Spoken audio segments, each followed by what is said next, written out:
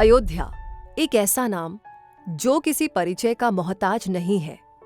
भारत के प्राचीन धार्मिक शहरों में शामिल ये खूबसूरत शहर अपनी खास पहचान रखता है। इसका अपना गौरवशाली इतिहास है तो भक्ति और श्रद्धा से सराबोर वर्तमान भी है।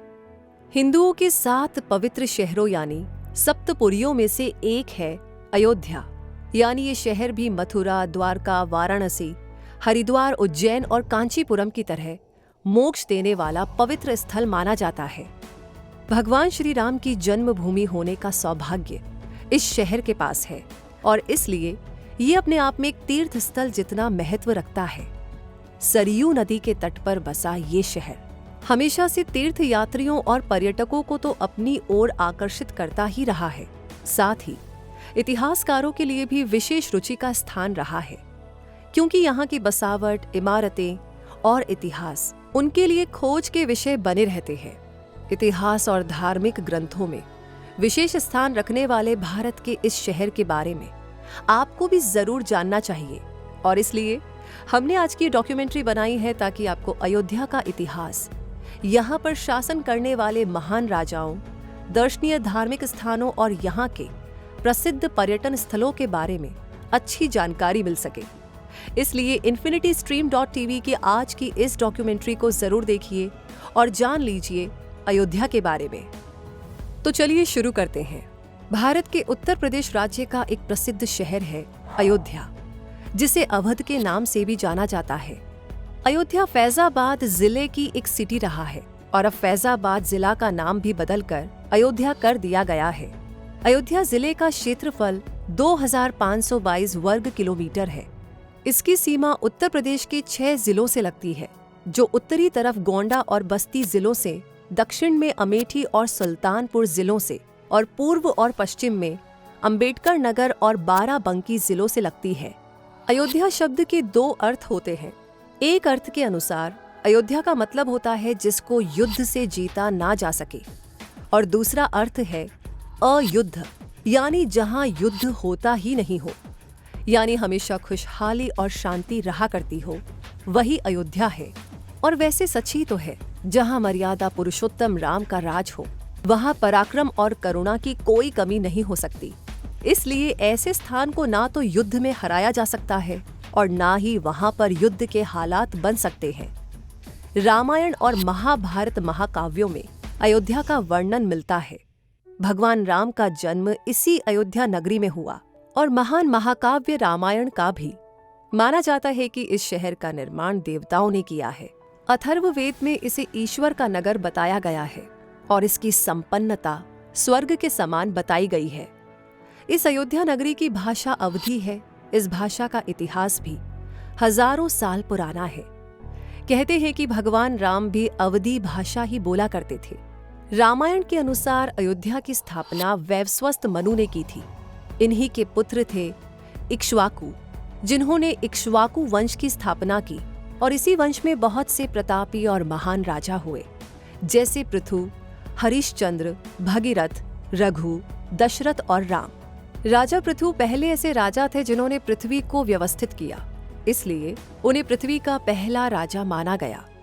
राजा हरिश्चंद्र महान दानी और सत्यवादी राजा थे, जिन्होंने सत्य के मार्ग पर चलने के लिए अपना राजपाट और परिवार सब कुछ त्याग दिया। भगीरथ ने अपनी घोर तपस्या से गंगा नदी को स्वर्ग से पृथ्वी पर अवतरित करवाया था। तो राजा रघु के पराक्रम और तेज के चलते उनके वंश को रघुवंश कहा जाने लगा था। इस वंश के एक महान राजा दशरथ भी माने गए, जिनके शासन में जनता खुशहाल और समृद्ध थी। और इसी वंश के महाप्रतापी और तेजस्वी शासक थे श्री राम, जिन्हें मर्यादा पुरुषोत्तम भी कहा जाता है। दशरथ पुत्र श्री राम भगवान विष्णु के 7वें अवतार माने जाते हैं, जिन्होंने असुरों का संहार करने के लिए पृथ्वी पर जन्म लिया। अपने माता पिता की आज्ञा को मानते हुए 14 साल का वनवास भी काटा और अपनी नैतिकता और चारित्रिक बल से हर इंसान के लिए एक मार्गदर्शन भी तैयार कर दिया। हमारे धार्मिक ग्रंथों में राजा राम को आदर्श पुरुष बताया गया है। वाल्मीकि जी की रामायण में बताया गया है कि अयोध्या में राजा राम का राज 11,000 वर्षों तक चला और इसीलिए इस काल को राम राज्य के नाम से जाना जाता है। पौराणिक कथाओं के अनुसार ये राम राज्य एक ऐसा समय था जब पूरे राज्य में खुशहाली और प्रेम से भरा माहौल था। भगवान राम का जन्म चैत्र शुक्ल पक्ष की नवमी को हुआ था, जिसको भारतवर्ष में राम नवमी के रूप में मनाया जाता है और अयोध्या में इस उत्सव की धूमधाम बहुत ही खास होती है।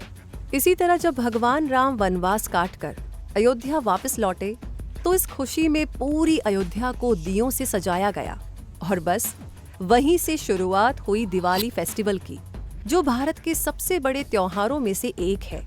वैसे हिंदू माइथोलॉजी के अनुसार अयोध्या प्राचीन कोशल साम्राज्य की राजधानी हुआ करता था। इसी कोशल साम्राज्य के पहले राजा थे इक्ष्वाकु, यानी राजा राम के पूर्वज। कहते हैं कि श्री राम के बाद उनके पुत्र लव ने श्रावस्ती बसाई, जो कोशल राज्य की दूसरी राजधानी बनी और आगे चलकर बौद्ध धर्म का प्रमुख तीर्थ स्थल भी। वहीं श्री राम के दूसरे पुत्र कुश ने अयोध्या का पुनर्निर्माण करवाया। इसके बाद अगली 44वीं पीढ़ियों तक इस वंश का अस्तित्व बरकरार रहा।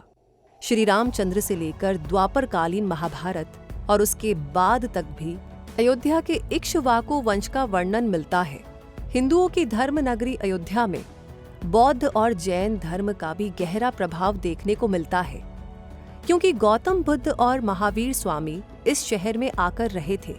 जैन ग्रंथों के अनुसार 5 तीर्थंकर आदि नाथ यानी ऋषभदेव, अजितनाथ, अभिनंदननाथ, सुमतिनाथ और अनंतनाथ की जन्मस्थली भी है ये शहर। मौर्य काल और गुप्त काल में यहाँ बहुत से बौद्ध मठ और स्तूप निर्मित हुए। बौद्ध काल में अयोध्या को साकेत कहा जाने लगा। 11वीं और 12वीं शताब्दी के दौरान अयोध्या में कन्नौज साम्राज्य का उदय हुआ, जिसे तब अवध कहा जाता था। उसके बाद ये दिल्ली सल्तनत का हिस्सा बन गया और 16वीं शताब्दी में मुगल साम्राज्य के अधीन हो गया। अयोध्या में भगवान राम के जन्म स्थान पर महाराजा विक्रमादित्य ने एक विशाल मंदिर बनवाया था। 84 स्तंभों और 7 कलशों वाले इस मंदिर को मुगल काल में क्षति पहुंचाई गई। साल था 1528, जब धार्मिक आस्था के केंद्र राम मंदिर को तोड़ा गया। मुगल बादशाह बाबर के सेनापति मीर बांकी ने इसे ध्वस्त कर दिया और उसकी जगह बाबरी मस्जिद का ढांचा खड़ा कर दिया। ये मुगलों के लिए भारत में अपने साम्राज्य विस्तार का सिर्फ एक छोटा सा नमूना था, लेकिन भारत के हिंदुओं की भावनाओं को आहत करने में इसका बहुत बड़ा हाथ रहा। इतना ही नहीं, बाबरी मस्जिद बनने से भारत के मुस्लिमों की धार्मिक भावना भी इससे जुड़ गई थी। ऐसे में हिंदू और मुसलमानों के बीच विरोध की स्थिति बनने लगी, जिसने समय के साथ भयानक रूप लेना शुरू कर दिया। साल 1992 में जब इस विवादित ढांचे को भीड़ ने तोड़ दिया तो देश में तनाव की स्थिति बन गई। सालों तक कानूनी लड़ाई जारी रही। मामला सुप्रीम कोर्ट तक गया, ये तय करने के लिए कि अयोध्या की ये भूमि राम जन्मभूमि कहलाए या बाबरी मस्जिद के अस्तित्व को स्वीकारा जाए। 500 सालों के संघर्ष और तनाव से भरे इस संवेदनशील मामले को साल 2019 में सुप्रीम कोर्ट के फैसले के साथ अपना मुकाम मिला, जब राम जन्मभूमि की पूरी जमीन राम लल्ला के मंदिर के लिए देने का आदेश आया। 1528 से चले आ रहे द्वंद्व को विराम मिला। बहुत से बलिदान और त्याग का नतीजा बनकर आया राम लल्ला का ये मंदिर, जिसे फिर से अपनी खोई हुई पहचान और सम्मान वापस मिला और फिर से ये एक पवित्र धार्मिक स्थल बन सका। राम जन्मभूमि पर बने होने के कारण इस मंदिर का सांस्कृतिक, धार्मिक और ऐतिहासिक महत्व और भी ज्यादा बढ़ गया।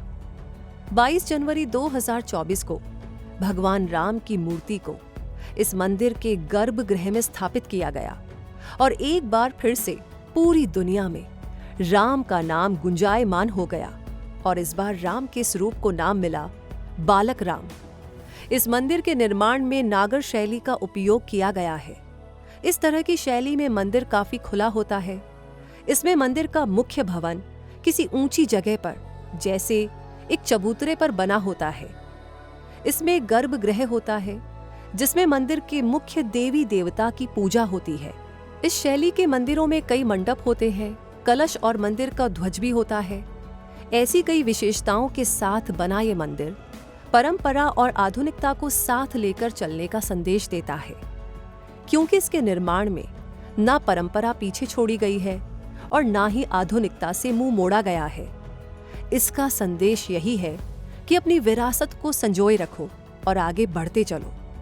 अयोध्या का ये राम मंदिर कुल 2.7 एकड़ क्षेत्र में फैला है। लगभग 380 फीट लंबे, 250 फीट चौड़े और 161 फीट ऊंचे इस मंदिर में 3 मंजिलें हैं।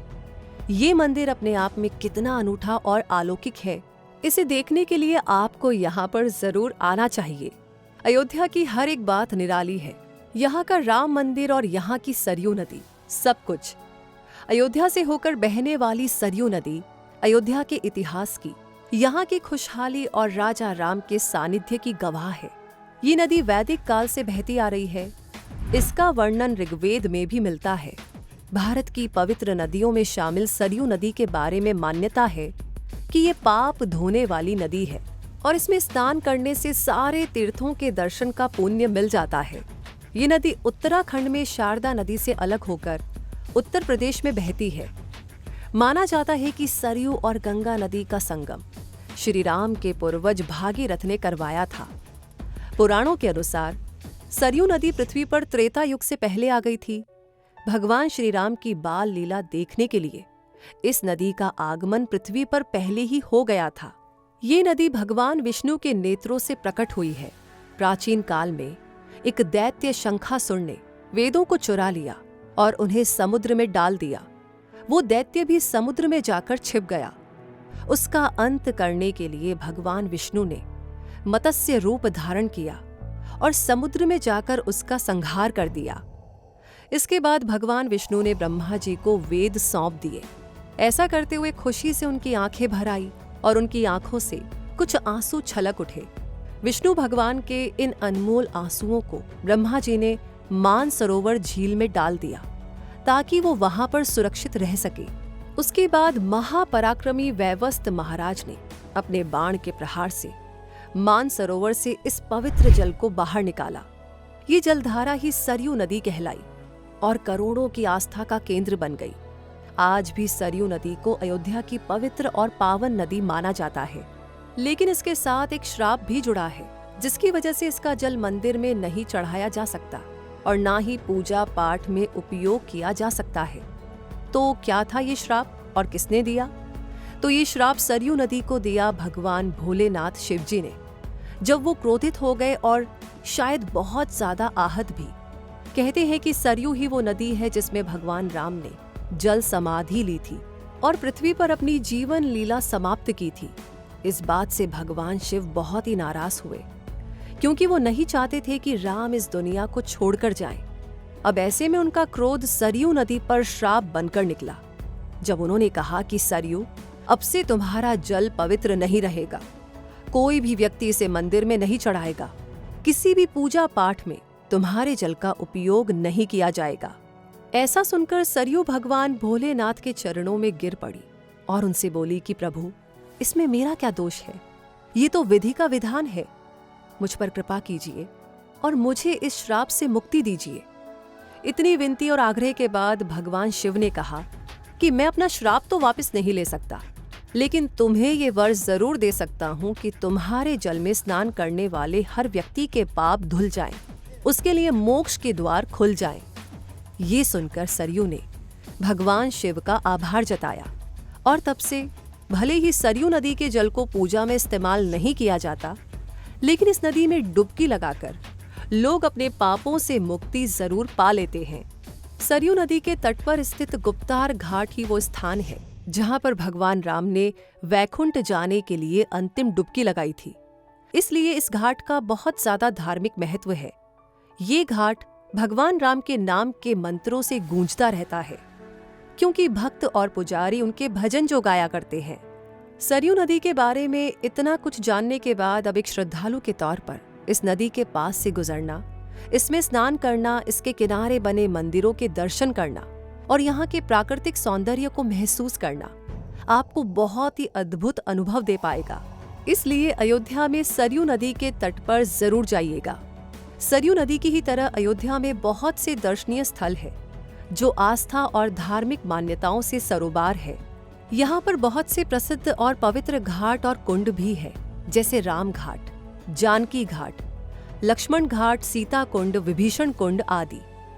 सरयू नदी के किनारे स्थित घाटों की जो श्रृंखला है उसे राम की पेड़ी कहा जाता है। इसका महत्व एक तीर्थ जितना है, क्योंकि पौराणिक मान्यता है कि श्री राम इस पैड़ी से होकर सरयू में स्नान करने जाते थे। कहा जाता है कि एक बार जब लक्ष्मण जी ने सभी तीर्थों के दर्शन करने का मन बनाया तो श्री राम ने सरयू किनारे इसी स्थान पर खड़े होकर उनसे कहा कि जो व्यक्ति सूर्योदय से पहले इस स्थान पर सरयू नदी में स्नान करेगा उसे सारे तीर्थों के दर्शन जितना पुण्य मिलेगा। इसलिए आज राम की पैड़ी के प्रति भक्तों की बड़ी ही गहरी आस्था है। पूर्णिमा पर यहाँ स्नान करने का विशेष महत्व भी है और पूर्णिमा और दिवाली पर इस घाट की सुंदरता देखकर आप मंत्र मुग्ध हो जाएंगे। वैसे राम की इस नगरी में भगवान शिव को समर्पित श्री नागेश्वर नाथ मंदिर भी है। माना जाता है कि इस मंदिर का निर्माण भगवान राम के पुत्र कुश ने करवाया था।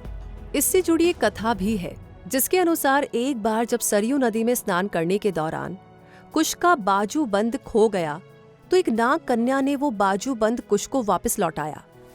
उस शिव भक्त नाग कन्या का आभार जताने के लिए कुश ने शिव मंदिर का निर्माण करवाया, जो नागेश्वर नाथ मंदिर कहलाता है। इस मंदिर में प्राचीन शिवलिंग के दर्शन होते हैं, जिसके लिए शिवरात्रि पर बहुत बड़ी संख्या में भक्त आया करते हैं, क्योंकि उनकी मान्यता है कि यहाँ पर साक्षात भगवान शिव विराजते हैं। और ऐसा इसलिए क्योंकि एक बार जब भगवान शिव अयोध्या में प्रकट हुए तो भगवान राम के पुत्र कुश ने उनसे आग्रह किया कि वो अयोध्या में ही रुक जाएं। कुश का ये आग्रह सुनकर भगवान शिव इनकार नहीं कर पाए और वहीं पर बस गए। इस नागेश्वर नाथ मंदिर में अयोध्या की यही खूबी है कि यहाँ भगवान राम के आराध्य शिव भी पूजे जाते हैं, तो उनके भक्त हनुमान और भाई लक्ष्मण की भी पूजा होती है। सरयू नदी के दाहिने तट पर ऊंचे टीले पर स्थित है हनुमानगढ़ी, जो राम भक्त हनुमान को समर्पित प्राचीन मंदिर है। ऐसी मान्यता है कि पवन पुत्र हनुमान यहाँ पर रहते हुए अयोध्या के रक्षक की भूमिका निभाते हैं। इस मंदिर में हनुमान जी के दर्शन करके आशीर्वाद लेने के लिए यहाँ पर हर दिन हजारों श्रद्धालु आया करते हैं। इसी तरह सरयू तट पर राम की पैड़ी के ठीक पश्चिम दिशा में लक्ष्मण मंदिर स्थित है, जहाँ लक्ष्मण शेष नाग के अवतार के रूप में विराजमान है। इसी स्थान पर लक्ष्मण ने अपने वास्तविक शेष नाग का रूप दिखाया था। धार्मिक मान्यताओं के अनुसार शेषनाग भगवान विष्णु की शैया है, जिस पर भगवान विष्णु शयन करते हैं। उन्हें पृथ्वी पर भगवान विष्णु के अवतार श्री राम के छोटे भाई लक्ष्मण का अवतार लेने का सौभाग्य मिला। और ये तो सभी जानते हैं कि लक्ष्मण हमेशा श्री राम के साथ ही रहे।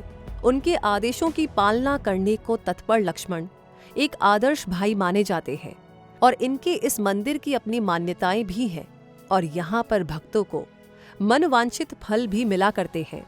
अयोध्या में आपको त्रेता के ठाकुर मंदिर के दर्शन भी जरूर करने चाहिए। त्रेता के ठाकुर अयोध्या में सरयू नदी के तट पर स्थित एक प्राचीन मंदिर है। मंदिर के अंदर भगवान राम, देवी सीता, लक्ष्मण, हनुमान और अन्य पौराणिक देवताओं की मूर्तियां स्थापित है। ये मंदिर काले राम के मंदिर के नाम से भी प्रसिद्ध है, क्योंकि यहाँ पर स्थापित मूर्तियां काले पत्थर से बनी हैं। ऐसा विश्वास किया जाता है कि इसी स्थान पर भगवान राम ने अश्वमेघ यज्ञ किया था। मान्यता है कि यहाँ पर भक्तों की मनोकामनाएं पूरी भी होती है। राम और सीता की इस अयोध्या में देवकाली मंदिर के दर्शन का भी अपना महत्व है। इस मंदिर के बारे में रामायण में भी बताया गया है।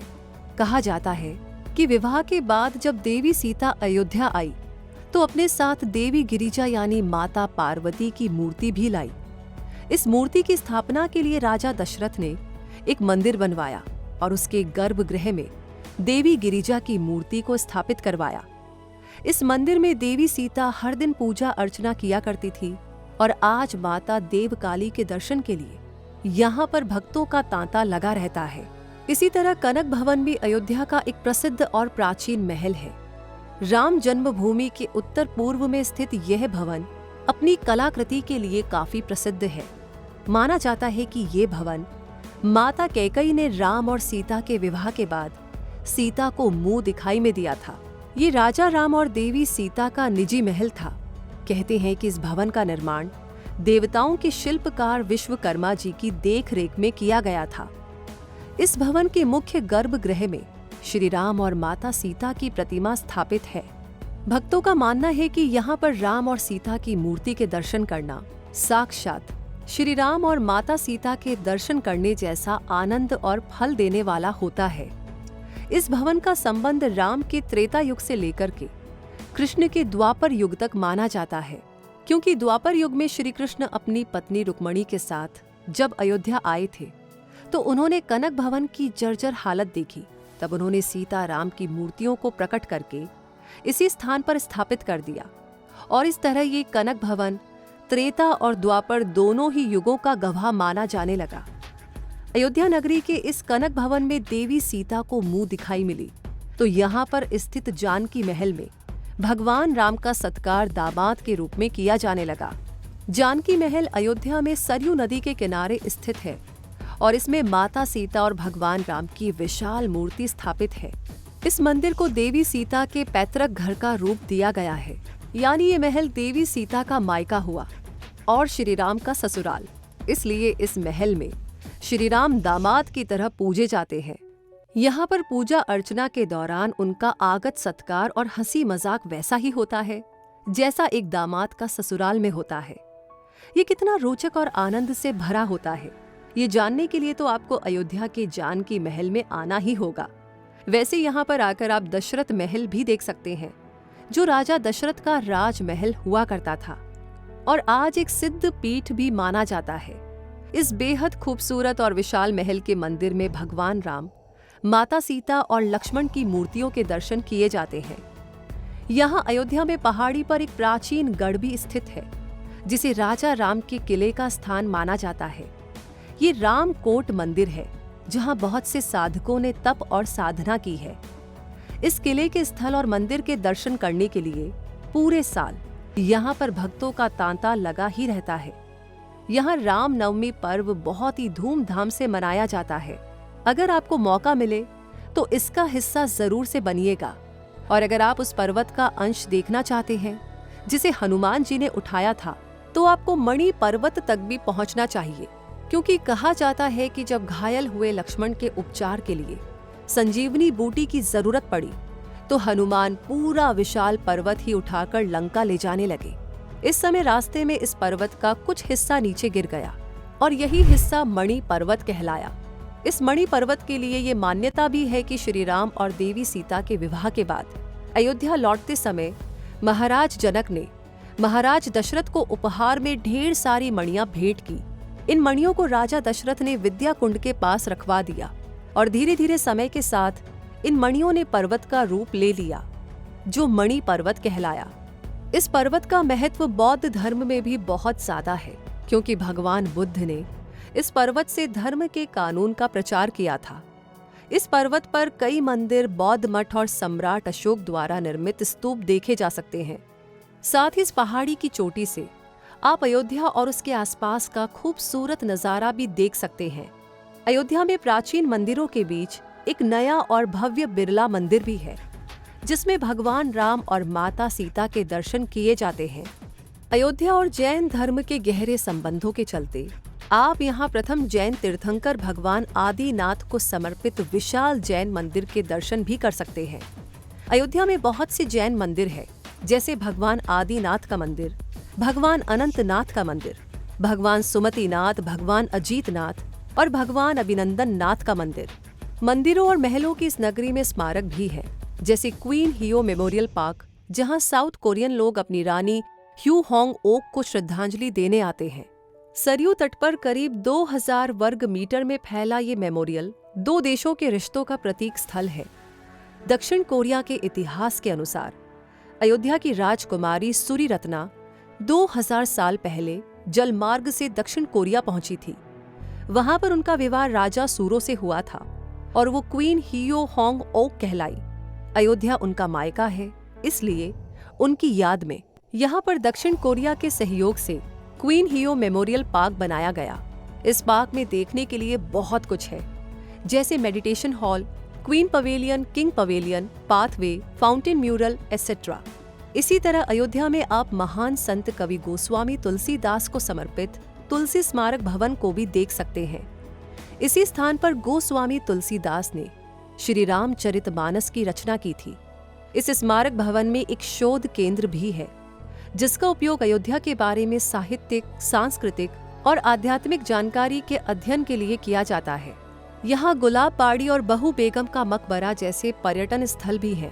गुलाब बाड़ी एक विशाल गुलाब बगीचा है। अवध के तीसरे नवाब शुजा उद्दौला की कब्र भी यहीं पर स्थित है। ये एक ऐतिहासिक स्मारक ही नहीं है, बल्कि इसका सांस्कृतिक और धार्मिक महत्व भी है। वहीं बहू बेगम का मकबरा पूर्वांचल का ताज महल कहलाता है। 42 मीटर ऊंची ये ऐतिहासिक इमारत नवाब शुजाउद्दौला की पत्नी बहू बेगम की याद में बनवाई गई थी। ये मकबरा अवधी वास्तुकला का एक बेहतरीन उदाहरण माना जाता है। इतिहास को बयां करने वाले, धार्मिक आस्था की झलक दिखाने वाले और प्रकृति के सौंदर्य को करीब से देखने का मौका देने वाले बहुत से अवसर और स्थल देती है ये अयोध्या नगरी। इसलिए फुर्सत निकालकर अयोध्या आइए, ताकि समय की कोई भी कमी ना रहे और मौसम और टेम्परेचर भी घूमने के लिए आपके फेवर में ही रहे। वैसे अयोध्या घूमने का पीक सीजन अक्टूबर से मार्च के बीच रहता है। बाकी टाइम तेज गर्मी और बारिश आपके अंदर छुपे टूरिस्ट को परेशान कर सकती है। इसका ध्यान रखते हुए ही अयोध्या घूमने का प्लान बनाइए। और अगर आप फेस्टिव सीजन में यहाँ पर आ सकते हो तो जरूर कोशिश करें, क्योंकि यहाँ की रामलीला, रामनवमी मेला और दीपोत्सव देखने का आपका अनुभव बेहद ही शानदार हो सकता है। वैसे अच्छी बात यह भी है कि अयोध्या तक पहुंचना आपके लिए आसान ही होने वाला है, क्योंकि यहाँ पर आप एयर, ट्रेन और रोड रूट से आसानी से पहुंच सकते हैं। अयोध्या में कदम रखते ही आपको आस्था और आनंद का अनुभव होने लगेगा, क्योंकि ये तो नगरी ही राम की है, धर्म की है, करुणा की है और ज्ञान की है। तो फिर आइए अयोध्या और भारत के एक महान, प्राचीन, पवित्र और धार्मिक आस्था के केंद्र इस शहर अयोध्या को अपने अंदर समा लीजिए। इसी के साथ अयोध्या पर बेस्ड ये डॉक्यूमेंट्री यहाँ पर आकर पूरी हुई। हालांकि बहुत सारी बातें हैं कहने को, लेकिन एक डॉक्यूमेंट्री में कवर करना बहुत ही मुश्किल है, फिर भी कोशिश की गई है। तो ये सफर आपका कैसा रहा हमें कमेंट सेक्शन में जरूर बताइएगा। और साथ ही साथ इन्फिनिटी स्ट्रीम पर और भी ऐसी डॉक्यूमेंट्रीज है जिन्हें आप एक्सप्लोर कर सकते हैं। तो रूबी आपसे कहेगी फिलहाल के लिए जल्दी ही मिलेंगे। धन्यवाद।